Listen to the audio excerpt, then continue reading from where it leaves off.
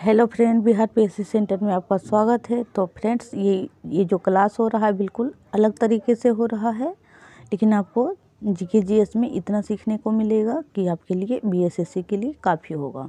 और ये जो है फ्रेंड्स बीएसएससी यानी प्रैक्टिस सेट का विश्लेषण, जिससे कि अगर आपसे एक क्वेश्चन पूछा जाता है प्रैक्टिस सेट में तो उससे संबंधित कम से कम 5-8 क्वेश्चन यहाँ करवाया जाएगा। बहुत ही अच्छा क्लास है, आप एक बार ज़रूर देखिए। और ये जो क्लास है बिहार एसएससी इंटर लेवल का क्लास है, और वो भी प्रैक्टिस सेट का विश्लेषण। तो चलिए स्टार्ट करते हैं। एक बार आप इसे 5 मिनट भी देख के देखिए, उसके बाद आपको भी यकीन हो जाएगा कि वास्तव में क्लास बहुत ही अच्छा होने वाला है, और बीएसएससी वालों के लिए भी इतना उपयोगी होगा कि आपको जीके जीएस में अच्छा नंबर आ सकता है। तो चलिए,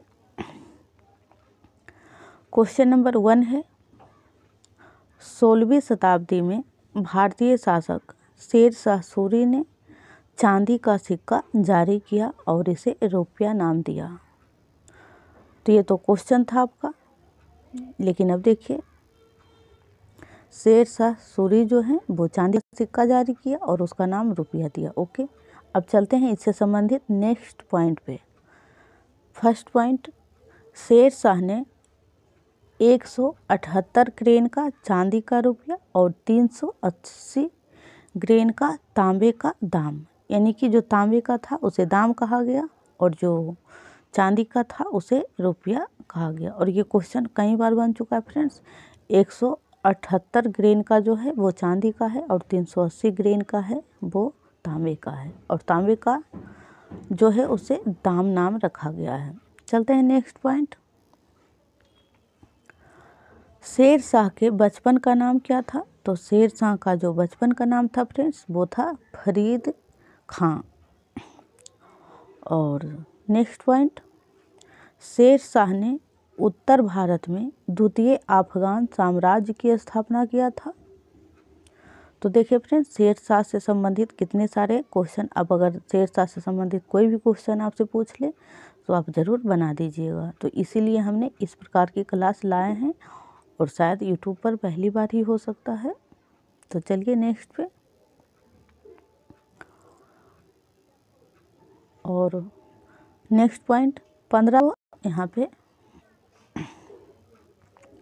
1540 ईस्वी में कन्नौज या बिलग्रामी के युद्ध में हुमायूं को पराजित कर शेर शाह ने सूरवंश की स्थापना किया था। ये भी वही क्वेश्चन से संबंधित था, क्वेश्चन नंबर 1 से ही।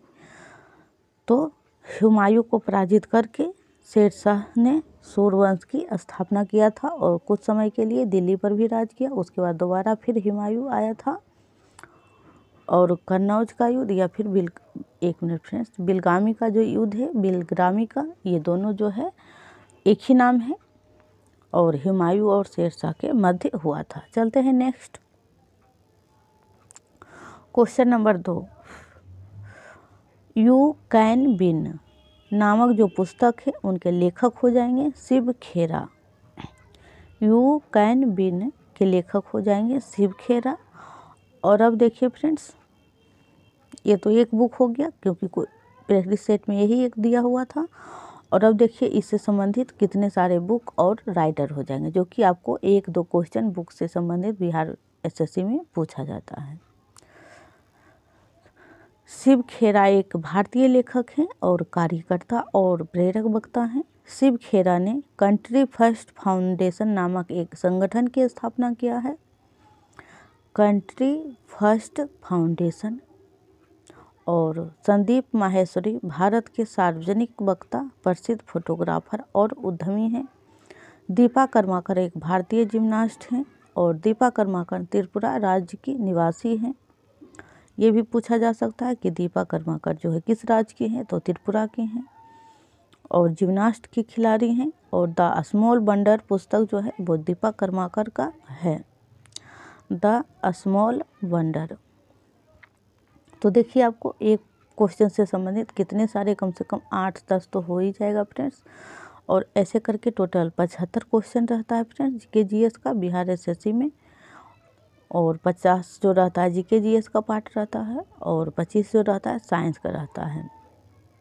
तो हम भी इसी प्रकार से जीके जीएस का टोटल 75 क्वेश्चन जो है फ्रेंड्स एक लेक्चर में तो कंप्लीट नहीं हो पाएगा, लेकिन 4 लेक्चर में ज़रूर कंप्लीट हो जाएगा। सारे क्वेश्चन टॉप क्वेश्चन है फ्रेंड्स।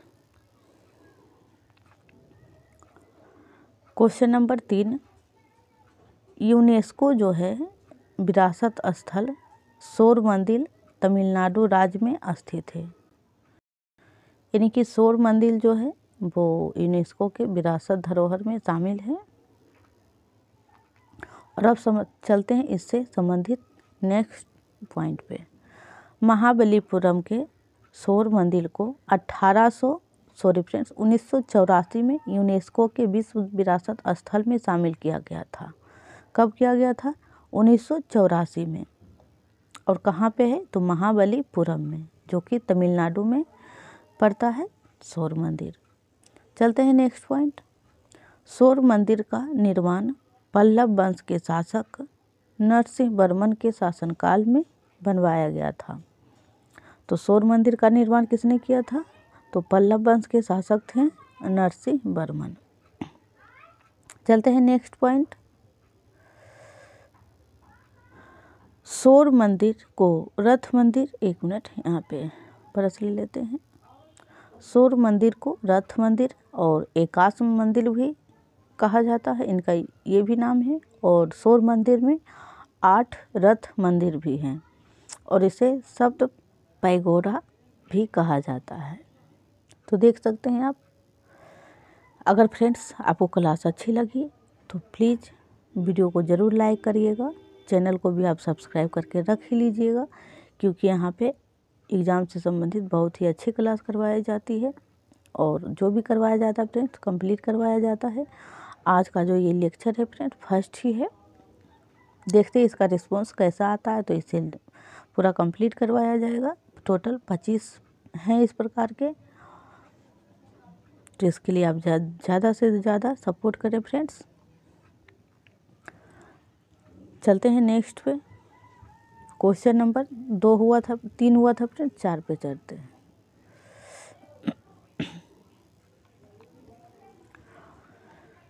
भारतीय संविधान केंद्र सरकार को 3 प्रकार की निधियां प्रदान करता है।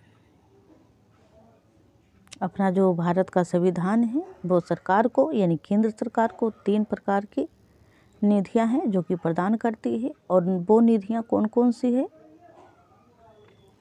तो पहला हो जाएगा भारत की संचित निधि, दूसरा भारत का लोक लेखा, और तीसरा जो हो जाएगा भारत का आस्मिकता निधि। अब चलते हैं नेक्स्ट पॉइंट पे।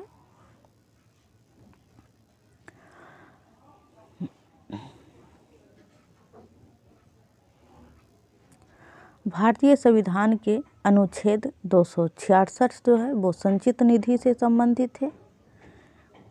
अनुच्छेद 266 जो है फ्रेंड्स वो संचित निधि से संबंधित है। और संचित निधि में सभी प्राप्तियां उधार ली जाती है और भुगतान जमा किए जाते हैं, इसे ही संचित निधि कहा जाता है। संचित निधि में क्या होता है? जो प्राप्तियां होती है यानी जो कर्जा लिया जाता है सरकार के द्वारा उसे रखा जाता है, और जो कर्जा दूसरे से लिया जाता है उसका भुगतान यानी कि उसका जो ऋण होता है वो चुकाया जाता है। दूसरा पॉइंट, भारतीय संविधान के अनुच्छेद 266 के 2 में लोक लेखा से संबंधित थे। यानी 266 संचित निधि से और 266 जो 2 है वो लोक लेखा समिति से। लोक लेखा में भविष्य निधि जमा, न्यायिक जमा और बैंक जमा, विभागीय जमा आदि शामिल होते हैं। चलते हैं नेक्स्ट पॉइंट। भारतीय संविधान का अनुच्छेद 267 जो है फ्रेंड्स आस्मिकता निधि से संबंधित है, और आस्मिकता निधि राष्ट्रपति के अधिकार में रहता है। और आस्मिकता निधि से समय समय पर आस्मिकता कार्यों हेतु निधियां प्राप्त की जाती है। तो देख ही सकते हैं आप, एक क्वेश्चन से आपको 3 अनुच्छेद कंप्लीट हमने करवा दिया कि संचित निधि और लोक लेखा और आस्मिकता निधि। तो 200 ये अनुच्छेद ध्यान में रखिएगा, 266, 66 का 2 और 267। चलते हैं नेक्स्ट पॉइंट। फ्रेंड्स, आपको 4 क्वेश्चन हुआ है, उससे आप 8 से भी मल्टीप्लाई करिएगा तो बहुत ज़्यादा ही MCQ हो जाएगा, इसलिए आप इस क्लास को ज़रूर देखें और कम्प्लीटली देखें। और आप ऊपर में देख सकते हैं कि BSSC प्रैक्टिस सेट इन हिंदी, यानी कि BPS बिहार SSC के लिए ही ये क्लास है। क्वेश्चन नंबर 5, रिफाइनरी उत्पाद उद्योग को भारत में 8 आधारभूत उद्योगों के सूचकांक की गणना के लिए उपयोग किया जाता है। यानी कि भारत में जो आधारभूत उद्योग हैं वो 8 हैं। कौन कौन सा है? तो सीमेंट और तेल, मतलब 8 टोटल हैं। मैं यहाँ पे बताती हूँ आपको कौन कौन सा कोर है। तो इसी में